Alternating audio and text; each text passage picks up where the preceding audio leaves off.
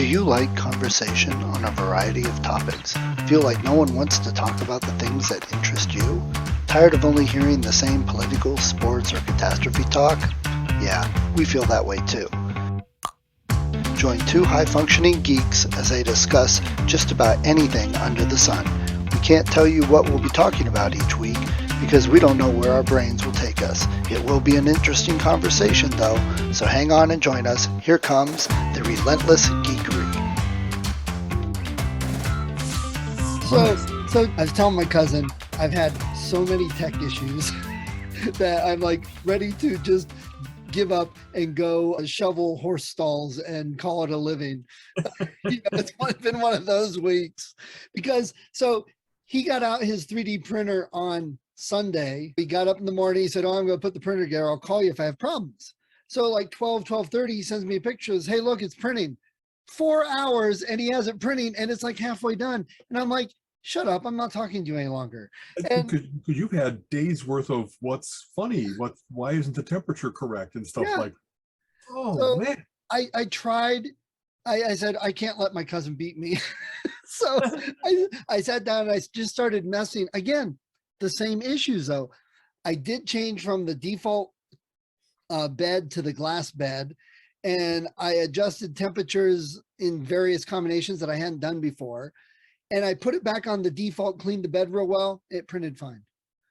And I was like, are you kidding me? So I said, okay, wait. So I hit it. I cleaned the bed again, hit it again. It got halfway through and then screwed all up. And I tried 4 more and it didn't work. I mean, honestly, part of what makes me worry about that kind of thing, 3D printing or whatever, is I don't think we're early adopters. It's been around for a long time, but it sure seems to be that it's like being an auto mechanic from before and now everything is solid state. Everything is, you can't listen to it, feel it, look at it, and figure it out. You have no insight. You have no leverage points for, well, it probably is this. What's my first guess? And we've talked before about our troubleshooting skills, because after you've seen a lot, your instinct, your stored knowledge leads you to, what's the first thing that I should try based on what I know so far? What's the thing that I can try that will cut the solution set in half so that I can dismiss a whole bunch of possibilities by seeing whether this works or not? And unfortunately, you're at the start of building that knowledge base. Right. And so when it screws up, it's why. It's exactly the same so far as I can tell from the previous run. And yet some temperature weirdness. I changed the plate from one material to another. Why in the world? Like, and you ask yourself, why should that matter? You know what I mean? If I could figure this out now, I got to go with something vitreous instead of coarse or something like that. But instead, it's just, I'll keep trying things until the magic combination happens. That's and the weird, the really frustrating part gets to be that the company doesn't really have good help and insight. I go into the control panel and I'm guessing what some of the settings are and do. I go into the temperature and I change it. And then I go to hit print and it goes down to the default. I just told it here to not do that. Why, is it not retaining the setting? You give me the ability to control it, but not really. Right. Or am I thinking it's supposed to control it for this, but it's really some other reason? I have no idea. That's the problem. And then of course I got everybody in the other household walking by. Did you try and shut it off? Turn it off. My God. Go away. Just go away, all of you. Exactly. All those helpful snarks. Yeah. Sure looks like, I know, like you said, it's the kit version, right? It's the starter version where, like you said, there's no technical support. The company creates a reasonable product, but there's no next step. And unfortunately, that's exactly what you need. Oftentimes when they first started to have Linux and various different distributions, and so much, one of the big differentiators wasn't the quality of the software, if you will, or whatever it included. It was, is there a way that I could get a human being in a chat or online in case something goes wrong? Because diving into Appendix D of a Linux book is just so freaking frustrating, especially if you already know a lot. But it's not, I don't know, I understand your frustration, and I'm really sorry, because I so much want this to be a joyful experience. It's the coolest thing in the world. I can print 3D things. How cool is that? I got it's like a Star Trek thing. And we're very similar, that I understand by running into this problem. That's how I'm learning. I'm figuring, but I'm not with this because I'm not learning, well, why did it print? If I type code and I get an error and I realize, oh, I don't have a semicolon at the end, or I forgot my closing bracket. Okay, I learned from that. I do it next time and I'm good. Oh, I put 1/ for a comment instead of 2. I learned these things. It wouldn't compile. But this is like, why did it work? Well, okay, here's the settings. I'll do it again. Now it didn't work. That's not helpful. I'll tell you, let's wax nerdy for a moment. So I started my career back in the mainframe days, and I worked for Arthur Anderson and then Pete Marwick. And especially for Pete Marwick, I worked in an area called the Catalyst Group that did really cool stuff with taking old assembler code or spaghetti COBOL code and making it into a more structured, maintainable version. It would isolate the IO. It really was it was a brilliantly done thing by John Delmonico and Jerry Hawkins and others. And I got involved in working on the formatter, for instance. So part of one of the best things that I ever did, maybe this, I compare it to, there used to be times where, how to say this, for those who don't code, it isn't always in real time like BASIC where you can change one thing and then run it again. There used to be that there was an entire compile and assemble and a cycle that you had to go through, that there was overhead every time that you made a change. And sometimes you didn't realize that the change you made would cause a whole bunch of changes in what libraries it might grab or something like that. And so it really would take a long time. And so there were some things where the amount, and depending on whether you were in a time-sharing environment or on your own dedicated home PC, the experience was totally different. If you were in a time-sharing environment, there's any number of times that you would set a job off at the end of the day, knowing that it was going to take all night to compile and run, and you'd get your results in the morning. If you screwed anything up and came back to find out that you had done something wrong with the JCL, the job control language, that was the thing that told the machine how to run it, it was like, I just wasted a day. I lost that night. It was very frustrating. So one of the coolest things that I ever did, we had a big client, the Aetna, Aetna Insurance, and I lived and worked out in Hartford for 3 months. I shouldn't say lived, I stayed in a hotel, but I wrote a thing that would make sure that it created correct JCL.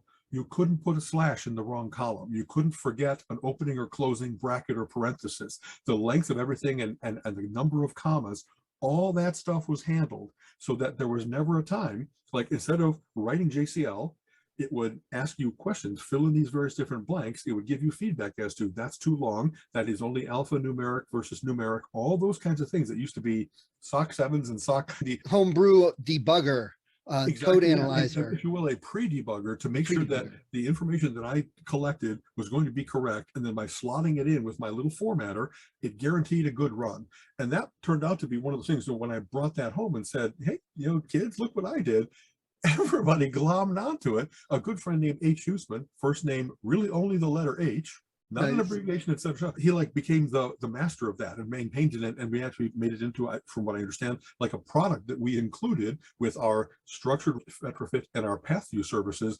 And often the thing that had people walking, smiling out of the conference room was like, "Did you see that cool JCL thingamajig?" You know what I mean? So that's the way of calling it all back to this. Nowadays, everything seems to be an interactive development environment where you really can do. They got smart early on, Apple and Microsoft and various different developers. How can I do this so that it's always the incremental change, like a spreadsheet? Instead of recalculating everything in the spreadsheet, when you hit recalc, it's aware of what you've changed and it does the minimal recalc to get you to the new thing. And it just is by tenfold, 50-fold, cut the amount of time that you had to put into these things just waiting for results. And so that gets back to this. It must be very weird to be like, okay, this is going to take 4 hours to print. And so I could set it off at midnight and then I'll come in the morning, it'll be back here. But then if something happens at 2:30 in the morning while you're not watching it like a hawk, then it's, am I going to wait 4 hours during the day when I want to, you know what I mean? It's that same going back to that weird overnight cycle. And I just don't want to do that anymore. I want me to always be in control and always be able to tweak and fix and understand. And instead, there's that frustrating, here's hoping, and then you push the toboggan down the hill. And you know that there's no stopping that freaking toboggan until it gets all the way to the bottom. And I'm in this weird place with things, and same with Linux. And Linux has come a long way, but still there are times. But I'm in this weird place where I remember some of the fun was working on this stuff and getting it to work. not actually printing 3D things, just getting it to work. Once it got to work, I was like, that type of thing. Right. And Linux the same way, figuring out the commands step by step and what's wrong now, how to fix it. Now I know this system. But exactly. I've also hit that point where exactly. You know, and I'm like 51. I've been doing this for 30, 40 years ish. I kind of just want it to work and I want to relax and enjoy things. I don't want to hammer on it anymore. It's funny. Please, it's not meant to start the war. 30 years ago, one of the reasons that I often referenced Macintosh systems instead of Windows was because they just worked. When I wanted to be productive, I would just sit down and use Mac stuff because it had taken care of all the driver issues, taken care of all the fonts are missing. It really just had done all kinds of things to not shelter me from it from where I couldn't influence if I wanted to, but it made smart choices where when I plugged in a printer, it talked to each device and made sure that it wasn't going to collide based on what port and all that stuff. And Windows, it took a long time for Windows to get there because they had legacy versions that couldn't even support that kind of stuff. They didn't have ports that had any multi-directional chatter. It was out. You sent things out of port, but there was like, maybe it would sense, yes, I'm plugged in, but there wasn't a chip in the printer yet. An old dot matrix printer, there were no smarts built into it. You know what I'm trying to say? I got really spoiled. And then whenever I had to go back to those days of, oh my God, I'm going to have to embed printer control codes in this header to make sure that it knows I want to change it from landscape to portrait or the other. You know what I mean? Like it just was, wow, this just seems so, this is a solved problem, but it's not solved everywhere. Right. There's still all kinds of bombs out there in the world waiting for me to walk on them. Right. You know? And it's interesting looking back historically that way, because that's a pro of Apple back then compared to Windows, but it's totally different systems now, both ways. Absolutely. And there's also cons both ways, even back then. Yes, Apple, like you've said a million times, plug it in, it works, it goes, but you had this one thing to use and you had that one, but with Windows, you had 500 companies and you could choose the exact product with features you wanted. Exactly. But again, that's the pro. The con of that is then you would have different drivers from that company or somebody else, and you'd have to get those working. And they updated here, but this one had different features and you like theirs and they weren't updated. Pros and cons both ways. Whereas Linux now is still playing catch up in a lot of ways. And the biggest thing for me is their interface of use is just not there, not good. You can't grab things and easily, you can't say, I want this program, download it and install it, which you can do on Windows and Mac easily. Here you have to say, what version of Linux do you have? And what version of that version do you have? And we don't work with that. So you have to run these commands to compile it and install it yourself. And oh, there's an error. You have this different version of this library. There's ways of making that easier. Obviously, 2 other systems do it. Right. That really, when there first started to be installers, as a developer, there were places that created installers that would say, oh, all that stuff that usually you have to do all of your own checking to make sure that what your client has so that you can install the correct version. We'll do all that for you. We have vast libraries of all the different printers and wow, everything. The systems, there were often bigger incompatibilities between the various different versions of Windows than there were between Macintosh and Windows. They had standardized on, once PostScript came out and everything was a PostScript or PostScript compatible printer, you didn't have to worry about whether it was Kant, Brother, or Epson, or the various different places that just had their own basic control things would work, and then a whole bunch of other things would break, like how it handled fonts or any kind of, you know what, that's not, sometimes that's interesting. In this case, it was only frustrating that, wow, if anything, it was, okay, what's the one that took the least amount of pain to get to work?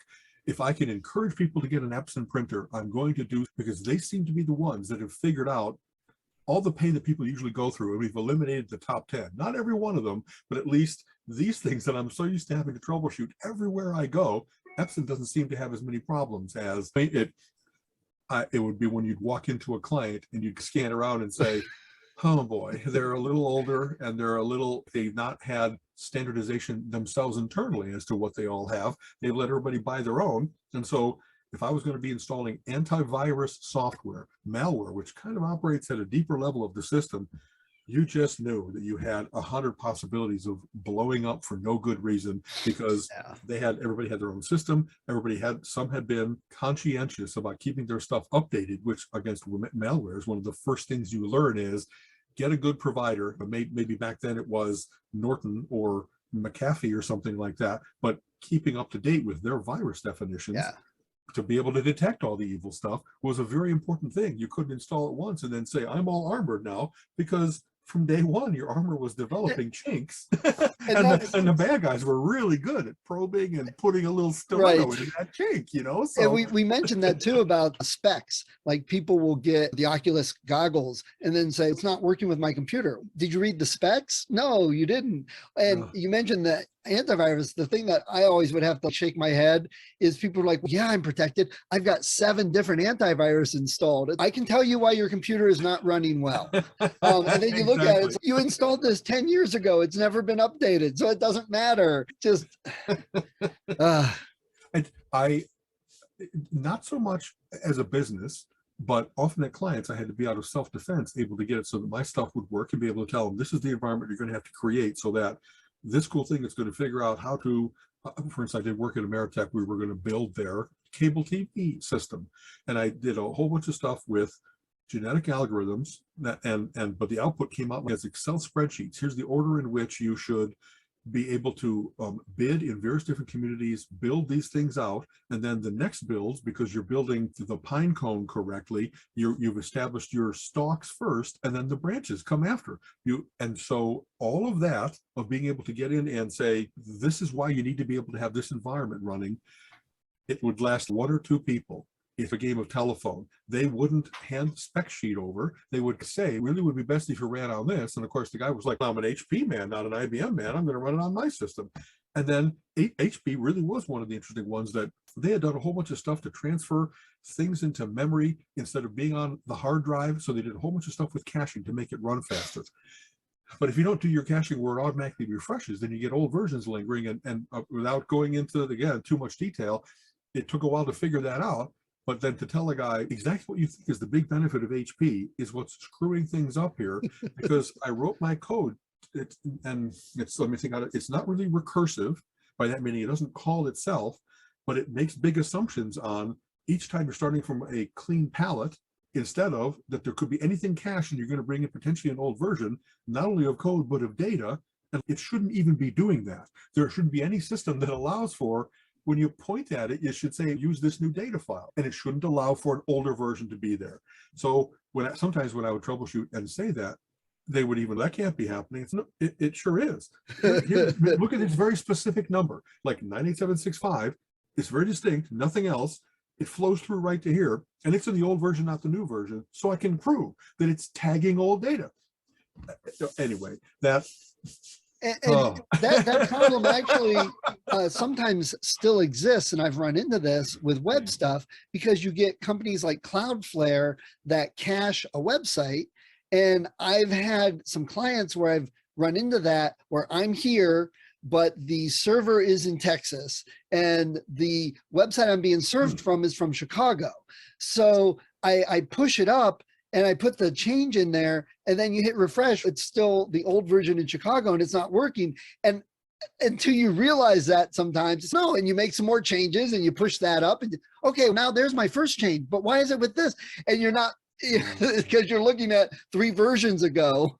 Exactly. I'll tell you, that's a huge insight for people generally on the web to come to. It's wonderful to think of, when I do something, I talk directly to Oracle and it comes back to me with information.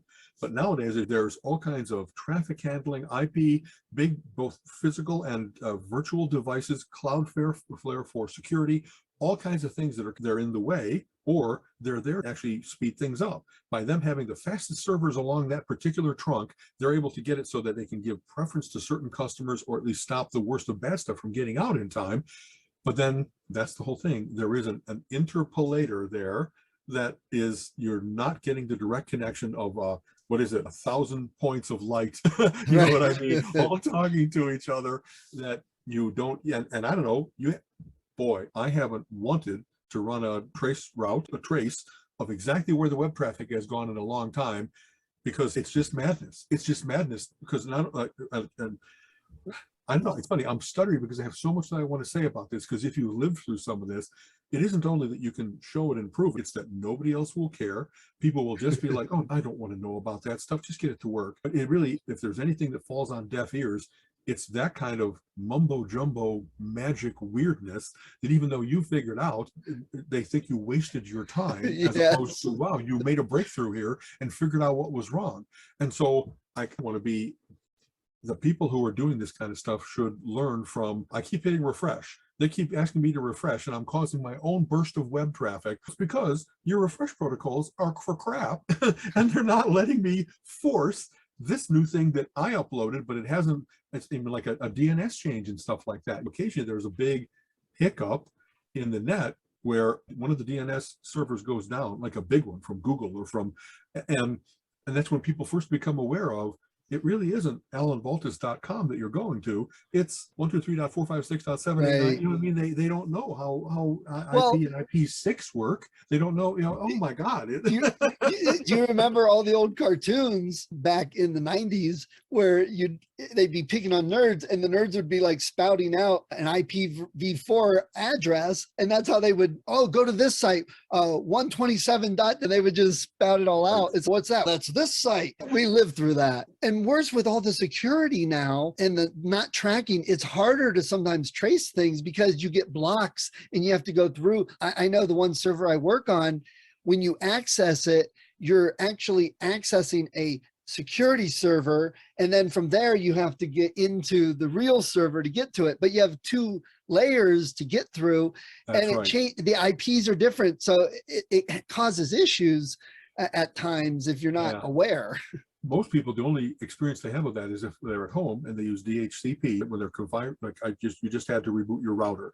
If you have people at home, go into the router and don't just hook it up, but actually look at, how can I create my security layer? How can I have it be that I have 999 devices behind the wall that I can address individually? Then I don't want to worry about, what did I name the printer again? Was it 22? They want it to be dynamic, DHCP, but then that's where they first get the idea of, wow. And this is, it's funny, I don't know that I'm an expert on this. Everything I've learned about this has been through painful self-defense. When you have to worry about, so what's the MAC address? There's all different kinds of ways to deal with how the net addresses things and how to create tunnels so that you can do direct addressing when you need to, but you don't want to do that because that what you just said, the possibility of bumping into security or any kind of virtualization will break your attempt, because you might be able to penetrate this one place, but the whole net doesn't make those assumptions. You can't, what I've had to do at home, whenever I've had to troubleshoot where something got weird like that, my most common thing has been, can I just go back to as if I just installed and then redo the steps to get to where everything works, instead of trying to undo something that got changed without my understanding how it did it. I don't have any insight into what's the smallest change that I can make to get me back to working. It's so much black magic that I will be like, I'm going to start over and make sure that what I do is correct each new step of the way. What a weird admission to make for, I really know this stuff. I really think I understand it pretty well, but it gets weird quickly. You know what I mean? You mentioned the router, and that's the other tech thing I've been dealing with is mine. It's a good router. It's a Knight R7000 from Netgear, which call it 6 antennas or whatever it is, like a little crown. Yes, okay. This only has 3 though. It's older. Okay. It's 7 years old or so. Okay. So, and I got it because it was like top of the line, built for the whole house, etc. And we've just been having issues. And I know Netgear does not always have the best reputation for their OS and their updates and stuff. Okay. Hardware is good. OS isn't always good. And so we've just been having troubles in the house. And at times we have to reboot it, sometimes 3 or 4 times a day. And so over the weekend, I spent time going through settings and checking the MTU and all the transmission rates and what's ideal and how can I figure that out, and trying the quality of service. Does that work? Does it help stream things where it's needed and stuff? And even though it's a great router and even though it still works well, what we're running into is when everybody's home on the weekend with 2 or 3 devices, their phone, there's so many things on, and it can only like address 3 to 5 to send through the bandwidth. So the processor's trying to cache all this stuff and send things through and keep it in an orderly manner. And so sometimes all the caching, the time sharing is its own overhead. And so that's slowing it down more to try to handle all of what's happening. Right. Okay. Yes, so then we end up getting, and I haven't seen these very often, but like some network storm where just everything gets shut down because there's so much info bouncing that it can't do anything with. So that might be one of those things. It really is worth 7 years old is eons in Routerville. As we moved from B to C to G to X, and I hope that isn't even in the right order. They didn't do it in alphabetical order. Right, no, and so you can't even like AX is like the new. But so I said, okay, so we've got two choices here. I said, I hate getting rid of tech that still works, but this just isn't working. I said, so we've got two choices. I can either upgrade and get a new router, which will be several $100. And I looked into the mesh, and because we have so many gamers, the mesh network is less ideal. So we're going to stick with the regular router. Because we had talked about that. I didn't realize, because I'm not so much a house full of gamers. I've never had that experience of the log jam, the bogging down because it demands and it's low latency. bouncing the signal. It adds too much ping sometimes. Okay. So if 3 or 4 people are all gaming, it probably lock the whole network down. So we're going to stick with the regular router. So I said, we can buy a new router, and I'm not getting anything cheap. It's not $89. This is $400, $500 router. Right. Exactly. Or we tell some of the kids just to leave and move out. That's the two choices right there. So you're so practical. You're very, very good. Yes, one of those will fix it. Actually, both will fix it in different ways. It's a lot cheaper for the second option, but so we are very happy. Colleen and I, we have fiber to the house, and we have actually cables run various different places. So it's not only Wi-Fi to get to our TV. We actually had a cable come through whenever we watch anything, Netflix, Amazon, etc. It's near instantaneous. There's the days of lag and waiting on anything are gone. Yeah. But having said that, like I said, when we first tried to do, hey, let's get the garage working, you get an idea of, wow, it really doesn't reach that far. I really had to do some changes. And it's I like where things just work until you strain it a little bit too much. Oh, it'll be worth getting the new router, because it really will be. Like, they have made big leaps and bounds. The hardware has gotten that much better. The protocols themselves are that much smarter about conflict avoidance and all the time sharing and stuff. Very, very cool. Okay. And it's funny you mentioned that too about the streaming, because at least one kid has a 4K TV. Now, I know he doesn't watch a lot of 4K because there just really isn't any streaming, but that's something people also don't realize. A 4K TV is literally 4 times as much streaming data as the regular TVs. The regular TV. And so if you've got, like us, we've got several people now. So if we were all trying to stream 4K, it would kill, because we don't have fiber out here. It would not handle it. Exactly that. All too many pixels. And that's why 4K hasn't taken off. And that's why you're not doing 4K Oculus streaming with your friends. It's the technology just isn't handling that yet. Yeah. We have a Samsung Smart TV, and it's coming up on 7 years old, if I remember. And so it's interesting, 7-year itch. I've become aware that my TV handles various different smart apps, but not everything. And so we regularly Chromecast things we want to watch on HBO Max or Disney Plus, or not, because they're not natively supported by Samsung. Whereas anything since 2017, just before, of course, I bought it, after I bought it, it does have native things for that. And so am I going to get am I going to stick with Samsung because I like them, but there's also Roku TVs and Apple TVs and things that have different OS. And a lot of it is going to be because the market for providers is fragmenting. I don't want it to be that Roku is only the provider and gathers everything, and then what they get is what I'm limited to. There's that idea, we talked about this a little bit, the TV sofa type thing. Everything's out there somewhere, and I want to have that app that's going to say, you want to watch, let's see, The Song Remains the Same, an old Led Zeppelin concert movie. Here it's free, but only free for a month. Here it's for $5 and all that kind of stuff. And I want something that will help me with all those kinds of decisions. Most of the time, I'm like everybody in America. You just sit down, browse around. Oh, this looks good. But there are certain things that I really want to be able to watch when we're working our way through the AFI top 100 comedies of all time. Not everybody carries those by any stretch. Some of the comedies are like Adam's Rib from 1940 something. So I am occasionally doing very specific searches. And that's when I really want please help me get to this with the least amount of hassle and the least amount of money and all that kind of stuff. And I'm shopping for a TV, not so much, our TV still looks beautiful. It's a big old thing, but I want more capabilities. And because the TV is now a computer, it really is that it's fallen a couple steps behind, and even its firmware updates don't give me the whole new Samsung operating system. Right. It doesn't have the chip smarts. It doesn't have the amount of memory that I might need. It's not a DVR. There are some things now that are coming. You just plug in a terabyte hard drive, and it's got its own DVR capability, so I could be recording the Olympics and not have to worry about watching them in real time. But hey, I want to watch all those, what's coming up, the Winter Olympics. Curling, that's on at 2 in the morning. For whatever reason, I like curling pants. And so I want to record all these and watch them. We'll see what happens. And TVs, that's not a, like you were saying, there's a magic $300 point that America has for, sure, I can afford that. That's when the VCRs first broke through, and the DVR and all that kind of stuff. But TVs nowadays, if you want to get a big one, it's like $1,000 is that point. And I'm still, 4 figures is still enough for me to say, let's really research this.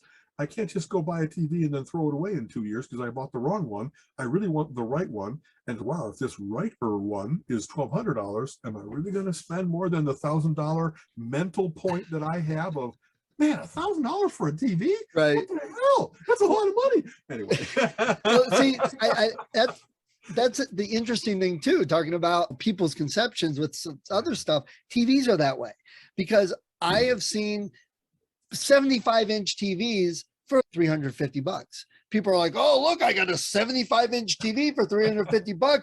And before, this other one was $1,200. And I'm like, that's because it's a better TV. This is the same size. There you go. Size doesn't always matter, but it's the hardware inside to stream that and create this on the screen, and how well the pixels light up and the brightness and the, true blacks and motion blur and all the various, because people use TVs not only for watching movies, it's also how about sports, and how about playing video games and whatever else it might be, and there's different factors that go into that. Right. And people don't realize that you are getting what you pay for. That's great. You got a 75-inch TV, you're going to be complaining about it constantly because the scan rate isn't good enough and you're getting a headache watching it, which doesn't really happen anymore. We have to make analogies with old school technology. Exactly. It is, again, shout out to Consumer Reports, because even though I love going into the high-end stereo and TV and just device magazines, Consumer Reports does a really good job of saying, okay, so it's really interesting to know the specs, but for most people, what they care about, of course, is the user experience. And so out of the 100 factors I could cover, if I cover this dozen that really are the things that matter most for what a person's experience, what's the viewing angle and all that kind of stuff, Consumer Reports has guided me very well. Not always about every computer, but about consumer devices. Really good on cameras, really good on TVs, really good on, cameras. Is anybody really buying a camera anymore? Yeah. You know what I mean? Maybe the professionals with the, was it SLR, right? The single lens. So I haven't bought a new camera since my old Canon. It must be 20 years now. As soon as I got a smartphone, the convenience and the ever increasing quality of a little pocket camera, it's really tough to justify having another device. I had a camera bag that I used to carry around with me, my little purse. Any number of times when I was like an RG, it was like, okay, if I hang this off the back of the chair, I'm going to forget it. The ladies always complain about, so I'll put it in the center of the table. And of course, what's that, Al? Is that your purse? And it's funny, I did use it as a purse after you're carrying the bag anyway, because you wanted to have the extra memory cards and the extra batteries in case you needed those. But we'll throw a couple pens in there and maybe some Mad Money. And how about a tampon? How about that? How is it? Jack Bauer had a purse, but it was called a messenger bag. But if Jack Bauer can carry one, we're good. I still, boy, this is 2 years out of date. When I used to go out to lunch regularly, where I'd get my Subway, I had a shoulder bag. It really is. It's a tech bag from Microsoft that you got at one of the conferences that I went to, and it was designed to house like the perfect laptop size. But now it's mostly magazines and front pouch, so you can put your pens and your keys and whatever else you might be. And I don't know, what am I really concerned about? Someone telling me that I'm oh no, the dreaded homosexual because I'm carrying a very convenient messenger bag at age 62. I'm sorry that I'm prancing around with my, it's so, boy, has that been ridiculous? Like, we just watched an Eddie Murphy special, and not only him, but Sam Kinison, various others really had problems in their careers because they made a lot of fun of fags. And nowadays it just seems, boy, is there anything that dates a comedy special more than that being something to make fun of, an issue? And I guess, I don't know, I'm not trying to be too preachy here. There really are, stereotypes are funny. Making fun of stereotypes is funny. And it depends on, is it affectionate or is it mean? Is it too broad or is it true. You know what I mean? If you make a reference to someone who's just on TV at the gay pride parade, looking very gay, then everybody has seen that image. And so you can say, remember this. But instead of it just being that broad, I don't know, do you really hate him that much that you're going to make fun in every way that you possibly can? I don't know. I'm glad that's a lot gone. Let's put it that way. Or that the people that are still like that, it's like, man, you really are the asshole you always have been, but now you can't hide because other people think it's funny too. Right. No, you're just such an ass. And I do like how making fun of the minority stereotypes has gone away quite a bit. For the tech and nerds, it's embraced a lot more. People aren't laughed at because they superheroes, because everybody likes the superheroes now. And Big Bang Theory, I think, had a lot to do with that because it was so popular. Whether you like the show or not, yeah, they saw these nerds and they grew to like them, helped, I would say. But then the other thing is, okay, here's a great example. I'll throw his name out. I hope he doesn't want to come and kill me. But if I'm hanging out with Marty or Paul and we're playing a game or something, right? I'll say, yeah, of course you would understand that because you're gay. And I'm picking on him and we're laughing, but he knows I'm not being mean. But to an outsider, I've had this happen where they're like, in your face, that's insult. He's my friend. We were picking on each other the same way I would pick on Al for being bald or something.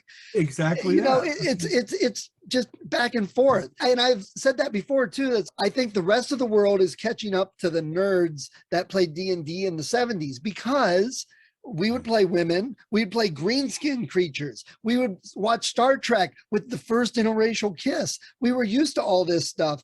So I literally, in my family, at times, my mother used to do wedding cakes, and she had a really good friend at work that was getting married. She wanted to make a wedding cake. So my mother went to the store and grabbed all the supplies like she does, made the cake and took it in. She wasn't being insulting. She wasn't doing anything bad. She just grabbed all the stuff she normally grabs, which included the white bride and groom to put on the cake for the black couple.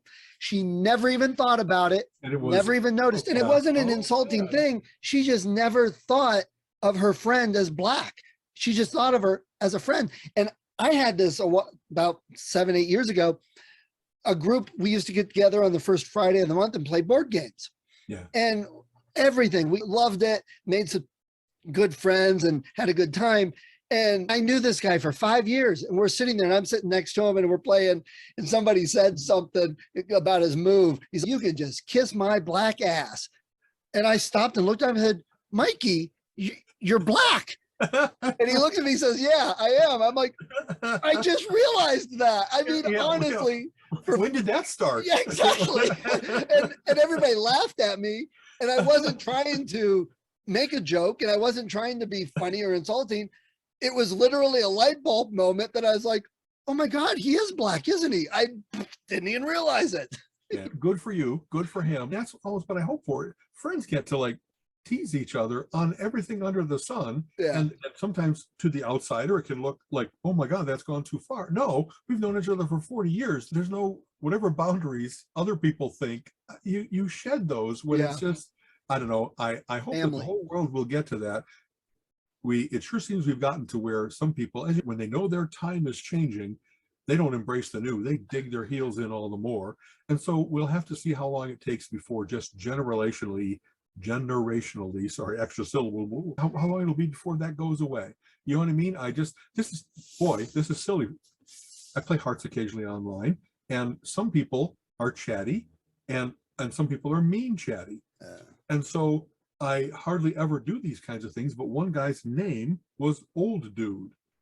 And so when he wouldn't let up with my gentle rejoinder of, well, you should see my cards, that he was worried about why I hadn't played exactly what he thought I should play.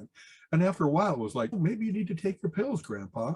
Maybe do you need changing? You know what I mean? He was being so irascible that I was like, I'm going to just embrace the stereotype. He used it himself, Old Dude. And I hardly ever do that. And I wasn't even honestly necessarily trying to insult him. I was trying to get laughs from the other players because they could see what an unreasonable jerk he was being, and that I was actually handling it for the first 2, 3, 4 rejoinders. And then it was like, sometimes people insist on climbing all the way to the top of Mount Asshole, and you've done it, and so now you get both barrels. I was being gentle and decent, and we're just playing cards. What the hell is wrong with you? No, after a while, they deserve the worst things that I could say. You know what I mean? And it's, I don't know, it's for me too. I get rid of a little tension because what a jerk. Right. You know what I mean? My attitude towards playing games is, if I am not in the Grandmaster Chess Championship against Big Blue or Kaspersky, whatever his name was, right, it's just casually for fun, folks. It's going to be forgotten out of the other hundreds of games I will play in the next year or so. Yeah. Relax. Boy, I'll say this all elusive. Long ago, we go to a thing called Mind Games. Mensa runs a cool event that everybody does play testing of, wow, 60 to 100 games. And then from that emerged the Mensa select games for that year. And that's often then what guides, hey, what should I get my friends for Christmas? What should I get for my spouse? Here's the list of 10. There's the list of 10. But at that, boy, it really is just an immersion in psychology. You can tell the people that matters a lot to them that they win. It matters a lot to them that people follow the rules. If they don't think they're going to win, all of a sudden they like stop paying attention, and there's all kinds of weird psychology going on there. And there was one woman that I played with that was really nasty, far more than what befit people playing a game together. And so in your mind, you just like, I'll just remember not to get on her bad side. I don't really care what she thinks of me, but like, why should I cause that discomfort for others? 15 years later, probably, that woman did similar things online. And it was like, tigers really don't change their stripes, do they? That's her gambit. If I can be the most unreasonable person in the room, people will just back off and let me have my way because they don't want to fight. And in this case, it was, I just have knowledge of her. That doesn't work with her. And so I didn't lay into her, but it definitely was everything that she was saying. I was happy, because I'm a smart guy, to point out how it made no rational, logical, factual sense. One of those. It was all about her, not about me, that the things that she was demanding are like, that's a ridiculous demand. Are you bullying me? And it's weird to get to that place of, I didn't mean to store that away as being ammunition, but there really are people that once they learn a trick, they might be a one-trick pony. They learn that if you're an ass, you get your way more often than not. I just didn't feel like being the person that knuckled under to the asshole that right. Oh, you know what I mean? But gaming really is, it has always been to me, I can learn more from gaming with a person for an hour than if I talk to them for 5. Right. You know what I mean? Parts of their personality come out. Do they want to build and work together, or are they solo? Do they actively, like, if you I'm going to win regardless. The whole rest of the game doesn't matter. Now all that matters is they have to get revenge on. Wow. And the funny thing is, the focus of mind games is not to play games and win, because they don't say, here's the champion of the weekend who won the most games. The focus is on playing these games to get a good review of them and helping the organization. It doesn't matter who wins. You're trying to figure out the rules and the playability and what works with different groups of people. So who cares who wins? That's not the focus. Thank you for mentioning that, because I don't want the world to think that Mind Games is that some kind of decathlon of gaming that we're all vying for. Right. It is more commenting on, well, were the rules good? Was I able to understand and get up and running quickly? What's the quality of the materials? What's the game flow like? Does it have replayability? All of that is cool. And in fact, that's even more damning than for people that can't have a good time at this event. If anytime you're gaming, you're hyper competitive. Anytime you're gaming, you're looking to be not only the one that understands the rules, but to be the one that can thump the rules Bible and say, sinner. It's in people's personalities. You know what I mean? They can't turn that off as easily. Yeah. Oh, wow.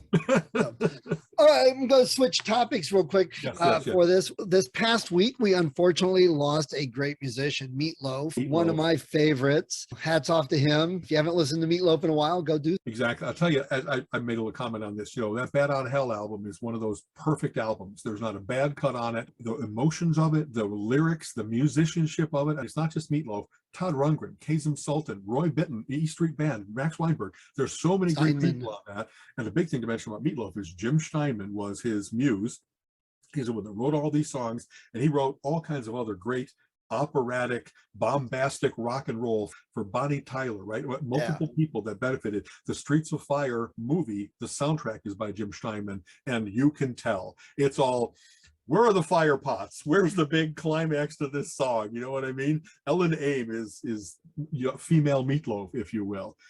And so when Meatloaf and Jim had a falling out and we didn't work together for a number of years, Meatloaf's albums were still okay. There were occasional good things, and his voice was still the monster that it was. But only until they gathered for Bat Out of Hell 2 and 3 did that magic return. Yeah. And so I don't know, for me as a fan and for many people that I've talked to about it, it really is all that lost time, man. Yeah. If they would have found, they wouldn't have had a falling out. We could have just had this whole incredible catalog of great bombastic opera rock, and instead we get 3 albums, maybe a taste of it. Jim Steinman also had a solo album called Bad for Good that is really good if you want to give it a listen to, and that kind of stuff. But my Meatloaf concert experience, I hope you saw him live. It was as all giving, as sweaty as, like, he had. Remember when they used to do the thing with James Brown where they'd like, he'd be just falling apart on stage, and they'd cover him with it. He was like, I can't take no more.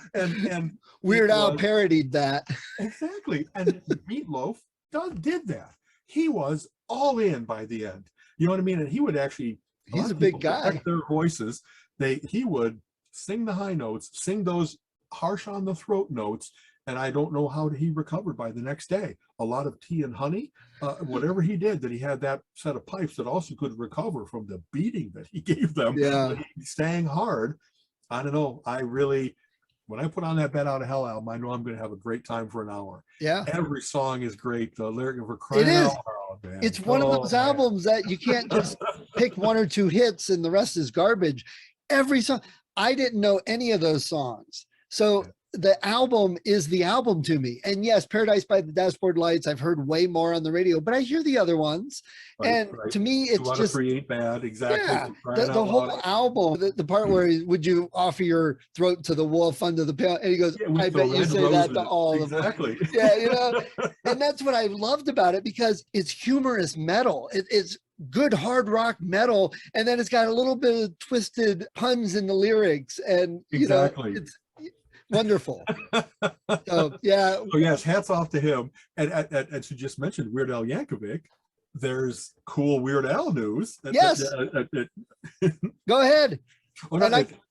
From what I understand, they're doing a biopic of him, because he's also got he's got a fantastic career, right? He's been around since the late 70s, I guess, on Dr. Demento, at first singles, then compiling into albums, and all manner of just how many great parodies, how many things where the parody is better than the song. You know what I mean? Yeah. It's like his band able to play everything so authentically, in the same band, evocatively, exactly the same night. So it's Harry Potter, correct? It's Daniel Radcliffe is going to play Weird Al, and he must be a big fan. He must be like, if that role is available, agent, put me up for it, because I would love to be where. That's going to be very cool. You know, I read a couple bios of him, either one auto and one about him, and he really did have a very interesting life. I mean, he's a very smart guy. He was valedictorian, and you know what I mean? His career hasn't always been great. There was a time when his style of parody the albums were selling less and less, and then he had a breakthrough. What was it with the last two? Right? What? Sorry. In the 90s, that one. He came out with Kurt Cobain of Smells Like Teen Spirit instead of, and MTV wise, he was able to embrace that, because his concerts, man, he was one of the hardest working men in rock and roll. If you're going to do parodies of various different songs and you really want to capture it, you got to go and change into surgical garb for you got to go and change into Amish garb for he did, and he had the fat suit for fat and stuff like that. So seeing that he really put on a show, and he has energy. I've seen him multiple times. I took my kids at least once. Me and Colin are going to this next one, but he has so much energy. He changes costumes, great musicianship, and they do things on stage that are just fun and funny. And I've never been to a show, except Weird Al, where you can have a 10-year-old screaming their guts out in front of you and have a 90-year-old lady with a walker going down to the front row. Also loving him. Yes. And I've loved him forever. I've got cassettes of the first 3 albums. Actually, the first album I've got LP, original. And then the next 2 I got cassette. And there was a book that came out at that time, autobiography, and I've got that, and you can't find it anywhere. I don't even see it on Amazon or eBay most of the time. So very prized possession. Absolutely. So a couple quick things. I do have his permanent record box set, which is a great one because it has so much of his good stuff. I was an idiot, and just at the time I didn't have the money. He has a box set that came out since then that's in the accordion kit. And I don't have it. And honestly, I have many box sets, and this is the one that I most regret. Why didn't I find the money? Why didn't I strike when the iron was hot? There's a Gentle Giant box set that's like that too. That's 30 CDs, and it could be everything I ever wanted. And now, if I find it, it's not $50, it's $500. Right. Become a collector's item, and I don't know that I'll ever get a chance to get my hands on it. But having said that, another couple quick. I remember I lived in Chicago for a long time, used to go up to Milwaukee for Summerfest. They always had great band lineups and all the like the festival things to do. I can go get an elephant ear with the least nutritious thing in the whole place. I can get one of those. I went to see George Thorogood, who I love, and totally sweated it up, enjoying all of his just bar brand rock and roll. And then I went to see Weird Al Yankovic that same night, and he blew George Thorogood away. Wow. And I love George Thorogood. And yet that was the first time that I saw Weird Al. And I was like, this is the biggest show I've ever seen, where it really isn't just standing on and maybe there's some laser lights while you're playing songs. He was a Hollywood act. He was just so accomplished and doing his like Ian Anderson on one leg flute solo. Instead, it was him with like one leg behind his neck, playing the accordion, the stomach Steinway, as Colleen likes to call it. And just, He is looking around, everybody smiling, laughing their asses off, having a great time. I would say for entertainment concerts, Weird Al is definitely on the same level as Barry Manilow.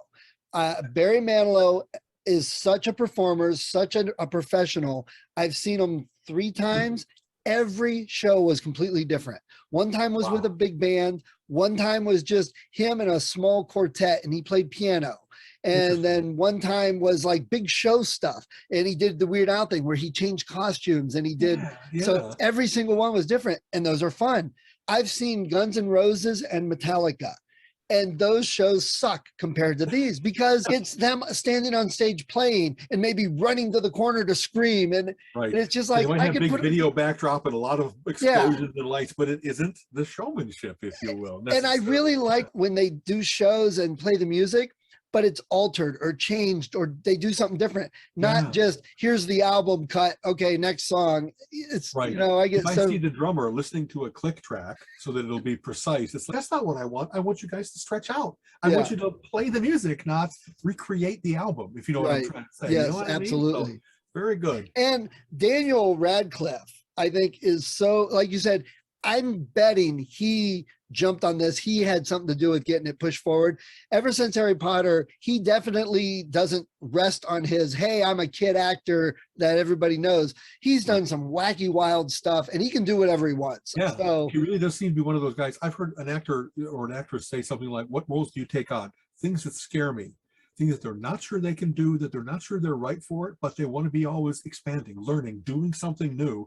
And he definitely has made very interesting choices as to what he's got involved in. And he's still young. He's what, early 30s now. And you don't hear him on TMZ with getting drunk or beating somebody up or crashing his $500,000 car. Exactly.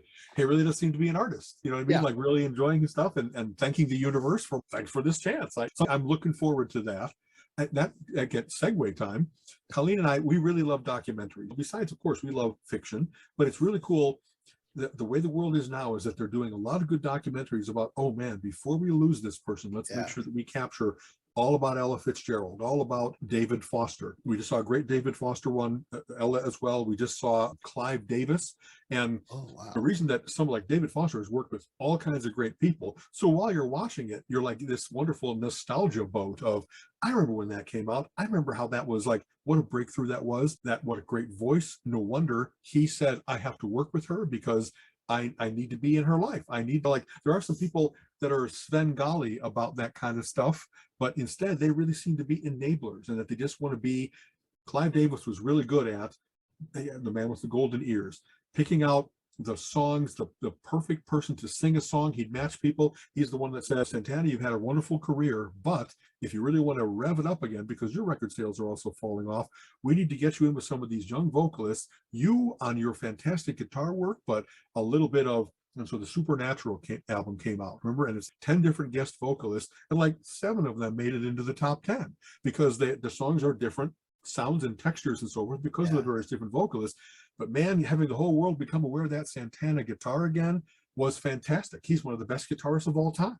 So I love those kinds of things where it's, wow, I didn't know he was involved in that. Sometimes it's not a retreading of things I already knew. It was like, huh, that's where that came from. They were at a party together, said, hey, we should work together. Instead of that just being a pleasantry, they went into the studio and produced the album of the year. Like, who's that talented? How cool is that? You know, so. Right. And you said you watched the ZZ Top documentary. And yes. I had a musician. That's what I heard. I had a musician friend that said, hey, I just watched the ZZ Top documentary. It was awesome. So I haven't watched it yet, but it's been on my list. And it's funny because I like ZZ Top, that bluesy Southern rock feel. Exactly. But I've had several people who have seen them in concert say that they're really boring, that they just stand on stage, play the songs, and they move on. And they don't not even talk. The twirling guitar, not even even not like the videos in the 80s. But I heard that the documentary was great. Yeah. What's fun, I love this. The people are accomplished artists because they have great songs and they have good selling albums and stuff.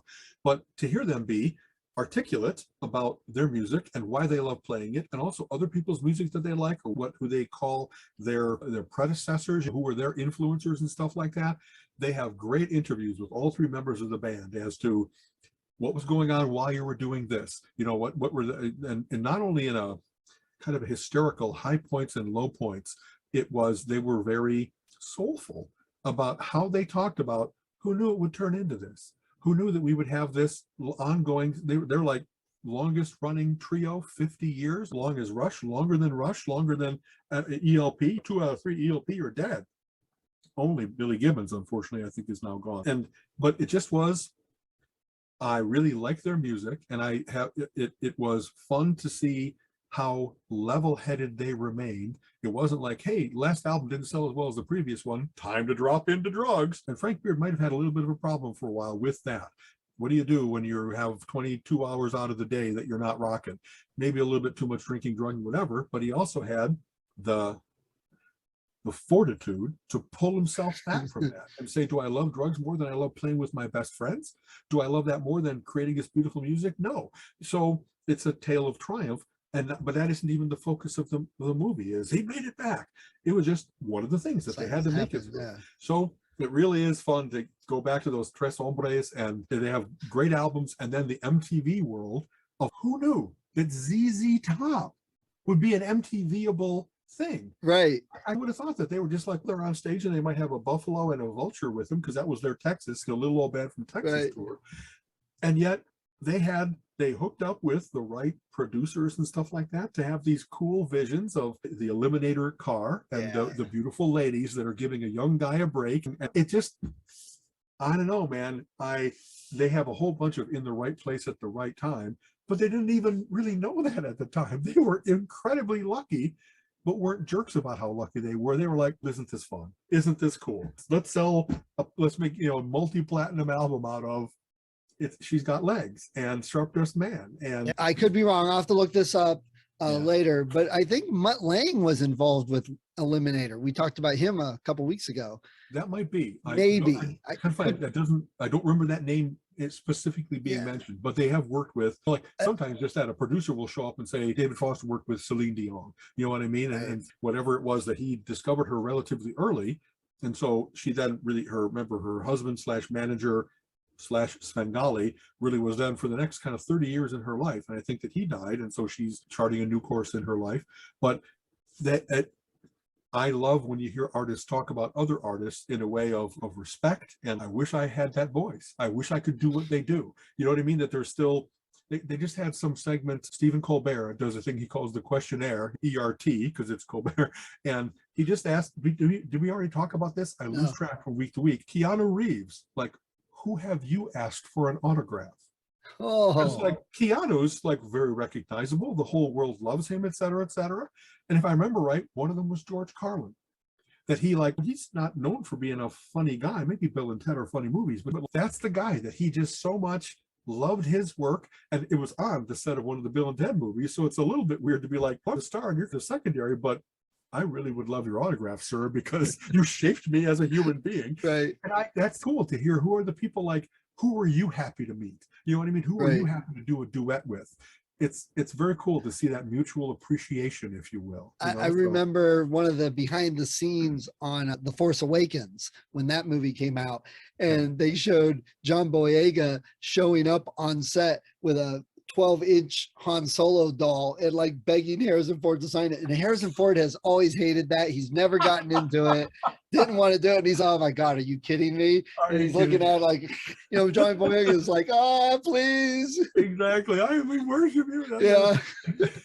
By the way, I should mention the other guy so that we won't get all the, we could generate traffic on the net by who was the other guy was Lou Reed for Keanu Reeves. Oh, Lou Reed from, Velvet Underground and stuff. And just what fine, interesting choices for people that really are oneers. There's nobody else that does stuff like they do. And that I can see how they're formative and what Keanu has done with his life. Oh, I'm sorry, Mr. I shouldn't, someone just asked a question online. So what famous people have you ever talked to? And honestly, it was so easy for me to say, I've talked to Stan Lee. I've talked to Rick Wakeman. I had a list of 10 and I didn't have to stop, but I just stopped because it seemed a little bit like the stalker, but it really was, my interests are so wide and I've been the kind of things you go to. It's not like going to a Hollywood premiere where you're not allowed to go on the red carpet. When you go to a Comic-Con, Stan Lee's right there. So is Ray Bradbury. So are the giants of the comic book or the movie industry. And so I got a chance to talk to Buzz Aldrin because he was at a Mensa meeting. You know what I mean? It's just really cool to have had these opportunities. So I guess that's my kind of, I don't know that it's mutual appreciation. They don't know me from Adam, but it's very nice to be able to say, man, love your work, love how much you've added to my life, how you've formed me as a human being. It's very nice to have a chance to say that, especially before we lose people. Stan's now gone. And so I'm very happy that I had a chance to say, man, your worldview really, besides my parents, is one of my biggest influences of superheroics and responsibility and things like that. So very cool to hear other people have that, even big stars themselves. And you mentioned Lou Reed, that album escapes me, the one with Dirty Boulevard. A friend of mine played that album for me and that song particularly. And it was so different for me at the time, young 13 or whatever. And his music was just unapologetic. You hear that thrown around at times, but it really was. He didn't try and fit in any style. He didn't try and be the big mega star. But those kind of musicians in the know, people of discerning tastes, gravitated toward a lot of his stuff. This quote is appropriate for him. Someone once said about Lou Reed, that it was, he might not be everybody's favorite artist, but he's the guy that formed more other bands than anybody else, that caused other bands to form, that people listened to Lou Reed and said, I need to do this. I got something to say. I mean, like, his music is not so complex that I have to become a virtuoso, but just that, how many people heard him call my three best friends? At this point, we're a band and we're going to get a gig. You know what I mean? It's kind of like Happy Days with all the offshoot TV shows. Well, I guess like that, exactly. Some people are the progenitors, even if I'm sure that Lou didn't intend to be that person, but what you just said, unapologetic, authentic, you know what I mean? Like that, the whole point of punk in so many ways was, yeah, anybody can do this. You know what I mean? I have a good friend, Greg, that we often, because prog and punk are almost like opposite ends of the spectrum, though not really, because Robert Fripp has a foot in both camps, if you will. But it's very cool to hear that idea of authenticity, and is still an important thing. It's not a matter of virtuoso musicianship, but it really is. Do I think they're just going through the motions, or is this something that they created music that I don't care what the rest of the world thinks of it? I had to do this. I had to get it out of me. I had to make this thing exist. That's a very common thing in both of those very disparate camps. And I think that there's a lot of that. Selling out was one of the biggest insults that you could give to any punk person. You know what I mean? All of a sudden I'm hearing your song selling Cadillacs. What the hell happened to you, Johnny? You know what I mean? You can't have the Sex Pistols become an institution. You have to have them always be the rebels. So the Sex Pistols, mentioning documentaries and stuff, and I don't think it was a full Sex Pistols documentary, but they really essentially were the punk boy band. They were formed with the thought in mind of being the rebels, the punks and all that. And Malcolm McLaren, he was their kind of Is that who it was? Behind the scenes, exactly. Yeah, because even Johnny Rotten, that was his stage persona, just like Alice Cooper.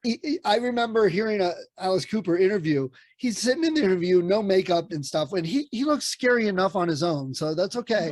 But he's saying his people just don't get it, that this is a performance. This is my stage persona. It's not who I am in real life. I'll have people like, I'll wake up in the morning and there's a group of people camping on my front lawn, all in full makeup. And I come out with a cup of coffee and a bathrobe. They're like, we're here to see Alice Cooper. He's, yeah, get off my lawn. They think he dresses like that. But that's how the Sex Pistols started out, really, because, oh man, I don't remember where it was I read or a show or whatever, but he did other music totally different than that, because that was just, I'm making money and having fun, really, and this is the job. So I hear you. There's any number of bands that doesn't even take makeup, Alice Cooper or Kiss. There's any number of people that, I don't know, didn't Garth Brooks become another persona because they wanted to create rock, and the country straitjacket of being Garth Brooks was so tight? What was the name of the guy? And it didn't sell at all. It didn't sell because people felt betrayed instead of, well, let him go experiment. So some people get away with it because they really do hide themselves in another group. David Bowie, as much as he was David Bowie, marquee name, he went and did Tin Machine for half a dozen albums because he wanted to be in a band, not him being only the songwriter, the guy who controlled everything. That's some weird stuff. Yeah. I love it. Oh yeah, I've got it. It really is. I put that on when I haven't heard this in a while, and I'm going to be surprised, even though I've already heard it, because there's a whole bunch of cool, weird things going on there. Because it's not like earwigs that you just hum and sing to yourself. Right. Yeah. Another band, the guitarist, was really interesting and experimental, if I remember right. So anyway, go ahead. Another band I discovered very similar was Stuart Copeland, drummer from The Police. Sure. And bassist, a really famous jazz bassist, which of course is escaping me at the moment. I'll look it up, put it in the show notes. And then a female singer, and they formed a group called Animal Logic. And I got it, and just some wonderful stuff. The thing is, they have, I don't know if they don't have the license or whatever, but the original album did not get into today's world. So you can't buy it anywhere on digital. You can only buy old used CDs. So the band actually got together and re-recorded the whole album and put it back out. It's a re-record, remaster or something like that. That's funny. But it's weird. It's one of those things, like you hear those bands that redo old 25-year-old songs, and you're waiting for certain beats in the tune, certain notes, how they hit it, the on the guitar and the catch in the throat or whatever. And it's not the same. So it sounds off. Yeah. What a sad testament to the rapacious nature of the music industry, that certain artists, even really big ones like Taylor Swift, have had to re-record their material to reclaim it. That they were young and signed a bad contract, and now they're in somebody else's clutches. Nope, I found a way out. All I got to do is remake this album, and I re-own my material, this version of it. Maybe that's why it's slightly different. They have to make it a different enough version so that it's new and that maybe somebody else would want to buy it, not only in support of them, but because there's additional cuts or whatever. But that's not an uncommon story now, that people are redoing things. Exactly. How weird is that? Oh. All right, we've been going, but before we go, you mentioned the F. Paul Wilson. It's funny, I was talking to somebody else on an interview Sunday for Discovered Wordsmith, and he mentioned one of his favorite authors is F. Paul Wilson. And so I was like, oh, just talking about that. And you said the third book gets even better? Yeah, so a bunch of things here. One of the reasons I've always loved F. Paul Wilson is, like I mentioned, he did the Repairman Jack books and the Adversary Cycle, and there's a whole bunch of cool stuff going on with personal relationships, as well as this big backdrop of cosmic forces that are, good and evil or dark and light or whatever you want to call them. This series, the ICE, and ICE stands for Intrusive Cosmic Entities, and so one of the theories of one of the protagonists, Rick Hayden, in the book is that there really are big things out there, and they just do things to screw with humanity like we're an experiment. Like, how about if I make something that's unnatural exist in this world, and then how will people react to it? Will they understand it? Will they try to control it? Will they be afraid of it? Whatever else it might be. And so these books have been relatively good. The first two were at introducing some of those things. In one case, it's the book is called Panacea. It's that cure-all that really does cure any disease in ways that modern science, medicine cannot explain. And yet, what impact would that have? Who would try to control it? What of the people that get miraculously cured, are they going to be almost hounded for, show me how you did that so that we can also cure multiple sclerosis or whatever else it might be?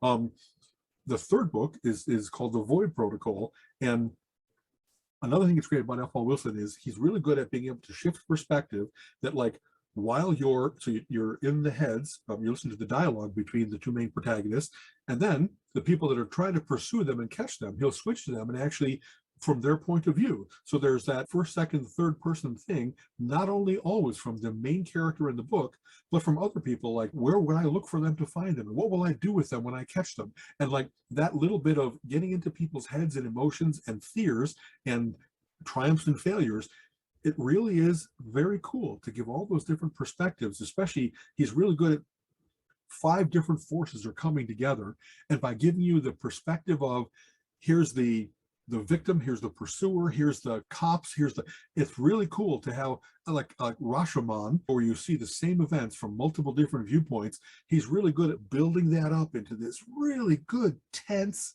collision of all those things. So I really like him for that. And this third book introduces the idea of, there's a substance that doesn't obey the laws of physics, and scientists can't leave well enough alone, and we measure it and it doesn't weigh anything, but it does move.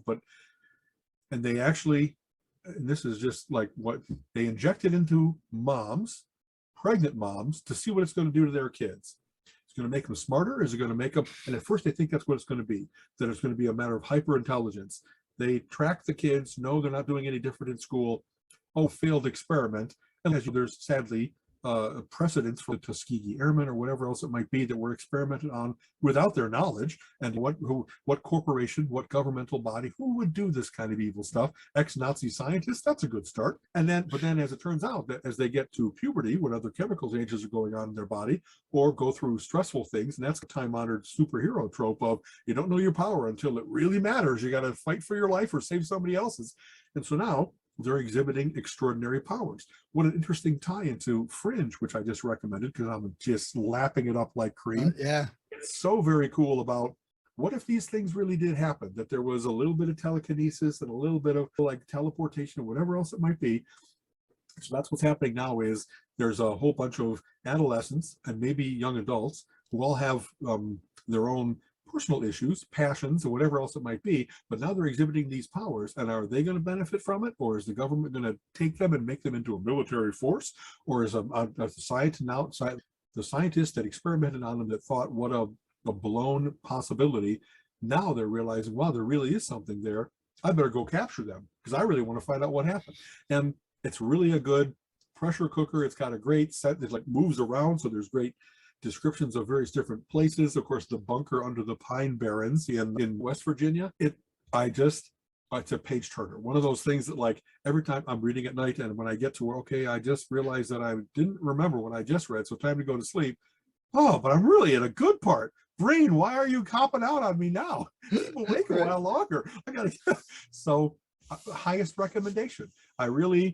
He's written things like nobody else has done. F. Paul Wilson. I don't know that he's that claimed in the science fiction, fantasy, urban fantasy, horror, like science horror thrillers type stuff. He's got like 20 books out, so he's had a good career. He's got good best-selling books, but you don't hear his name often mentioned in that pantheon of the Stephen Kings and the Michael Crichtons and whatever else. But I went and looked, and several of the authors I've interviewed on my Wordsmith podcast have mentioned him as one of their favorite authors. Oh, cool. So there's that enough people that know.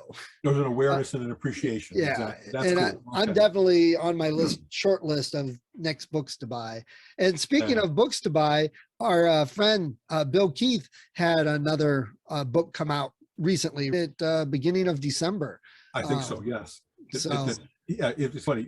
For those who are looking now for Bill Keith's books, he writes under a pseudonym, mostly, multiple pseudonyms maybe, but like he's written 50 books. Mostly are, what would you call it, like military, exactly, maybe some historic rejiggering, but really good stuff.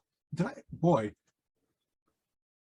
know what, I'll have to, so when his next book or two come out, I'll have to mention something cool to see if it really happens. because he's a very dear friend. He and I have the same birthday. We've been through some of the same, like, atrial fibrillation every time. One of those guys that we didn't know each other from Adam at the first Mensa meeting we were at together. And yet you sit down and you just start talking, and it's easy, and you have so much in common, and it's just a delight. So then after that, you seek out his company. Yeah. You know, instead of all the people you just say hi to in the hallway, so I have my wonderful hour with Bill. And I think he thinks the same way of me, which is like, hats off. He's an accomplished author, and yet he wants to talk to me. How Oh, that? he, You know what I not mean? pretentious at all. Not In at fact, all. You know what I mean? Yeah. my best story with Bill is that when I first met him, so I had just gotten into Mensa, and part of the reason I wanted to even try was because my kids were not into scouts, and I wanted some organization. And I'm like, okay, my cousins Dan and Rob have gone to Mensa their whole lives and love it. So I got in, and the very first thing I could find was the RG at Pennsylvania, but it was canceled. Exactly. And I went, oh crap. Then they decided to do it at Bill and Bria's house. They did a small little one. And I'm like, exactly. I emailed Bria and said, hey, I'm new. I don't know you. I saw this was coming up, and I'm really trying to get to an event. Can we come? And she's like, yeah, sure. So I'm like, okay, great. We're going to these people's houses for whatever an RG is, because I have no idea. Beautiful grounds. You know what I mean? That's why they can do it. They have people, they could fit a lot of people there. So that's very cool. So we walk in, and it was so funny because my kids walk in and they like, because the walls are lined with books. And then Bill's, oh, go ahead. If you want to read something, go ahead. And my kids, are you kidding me? I didn't see them for hours. They just explored. And so I hear Bill and this lady talking, and I hear Stephen King, and they mentioned a few things. I said, well, just to throw my 2 cents in. And I gave my opinion and thoughts and all this, and they're listening and on conversation. And then later, Paul was there, and he says, hey, Bill's a famous author. I'm like, what? He's like, yeah, he's written like 50 sci-fi books. He takes me around the corner. He's like, he's written all these. And I'm like, oh my God, this like full-time famous author. I just gave my author opinion, and I haven't written anything. But still, see, I think that he's hungry for that. He doesn't want people to fawn over him. He would like, and in fact, I wonder how many times he's had that wonderful fly on the wall conversation where people talk about him, that is his authorship of these various different books, and they don't know they're talking to the real author. You know what I mean? So hopefully they loved him, but there must be times where it's, well, I liked it, but I found it derivative. You know, they go into this little authorly assholeness. Right. And I think that's very cool when you get a chance to get like a real opinion, the authenticity that we just talked about. Right. You know what I mean? And I know when Colin went to school his freshman year, he started making friends. They called themselves the Nerds of the Round Table. And they were just chatting. And these really were the top of the line nerds at the school. And this was a very sciencey, techie school with everybody really pushing themselves. And they're just chatting around, and Colin goes, oh yeah, there's this one author, Bill Keith. Yeah, I stayed at his house, and 2 of these other kids like fell out of their seat. They're like, oh my God, he's one of my favorite authors. And they have every book, and they're like, oh, are you kidding me? And Colin's, yeah, I know him. That's very cool. That's sorry, go ahead. No, just that. It's wonderful to have had this chance to make friends. Sometimes with who knew that we would happen to be at the same table, and just that. Sometimes there's people like, we've known each other forever, but we've only known each other for 5 minutes. It's very cool to have that wonderful initial rapport. You know what I mean? So yeah. And real quick before we go, we just finished the 2nd season of The Boys. Did you watch all of that? Oh yeah, they're great. Oh my God. They're great in the way of someone who really understands superheroes. And if you want to push this as far as you can go, if you want to talk about where there really is, superheroes are not necessarily mentally stable, governments are not necessarily your friend, et cetera, et cetera. Corporations are getting their hands into everything, and they want to own people. And it speaks to all of that. It speaks to that. Who's trying to do the right thing and is continually thwarted in doing it? Who's selling out a little bit at a time until they don't recognize who they've become? There's all kinds of great superhero celebrity crossover, if you will. Every episode, there was something that happened that just went over the line and took it way past the limit. Something.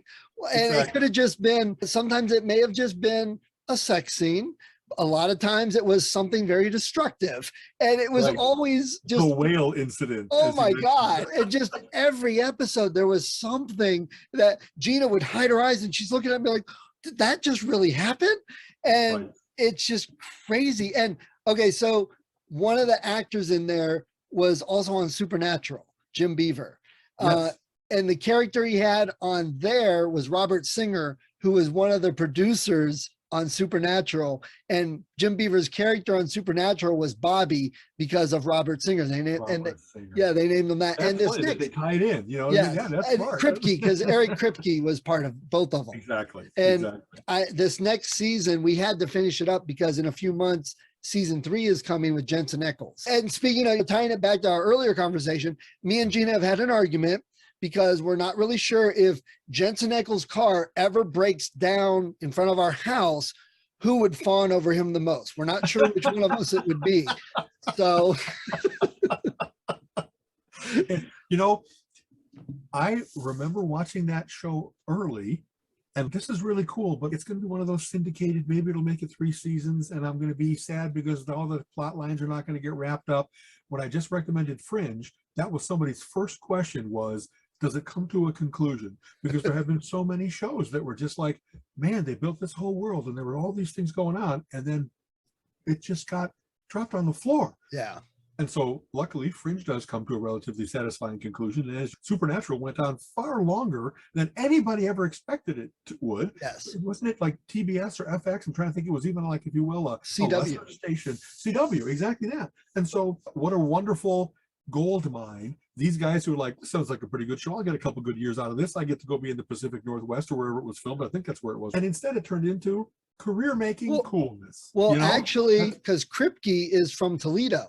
So there's a lot of Ohio references in there. And that's why the Impala most of the time has an Ohio license plate. Ohio plate, yeah. Because it helps to make things spookier if they're happening in the Midwest where nothing happens there. That's not a hotbed of psychic activity or satanic activity or anything like that. All right. So, all right, man. Always a pleasure. We'll see you in a week. Thank you for posting the last couple of things. Honestly, I think we're hitting our stride. These have been wonderful and informative and happy and fun, and it really has been a pleasure to work with you, Stephen, and it's a pleasure to do this every week. And we're building a very cool thing here. This is a lot of good stuff. Nerds need to listen. Yeah. And I've been looking into the t-shirt thing because I also want to get t-shirts for the horror podcast and have them online and link it all together. So it's just been one of those things that I'm like, okay, I take a few minutes and then something else happens. But I would love to be offering some nerd t-shirts. We need some merch. We got to have merch for when we make our, if we're going to, Dayton is having an RG end of March. And if we want to do a simulcast there, depending on Omicron and of course everything else, boy, if we had merch to offer at the table for the first time, that would be sweet. Flying off the shelf. shelf. We could get Relentless Geekery t-shirts at least. Exactly. And I don't know, just that title, I stand by. That was a great title for, even though it just popped out. I would wear that without having any context to it. You know what I mean? I am that guy. Relentless Geekery. That's what I want to do. Your other one, Omnivorous Nerdery or Omnivorous Nerd. We did have any number of other prospects, but some of them, they were just the right phrases for what we're trying to do here. We cover a lot of ground and delight in it. You know what I mean? Okay. Later. Stay warm. You have been listening to the Relentless Geekery podcast. Come back next week and join Alan and Stephen's conversation on geek topics of the week.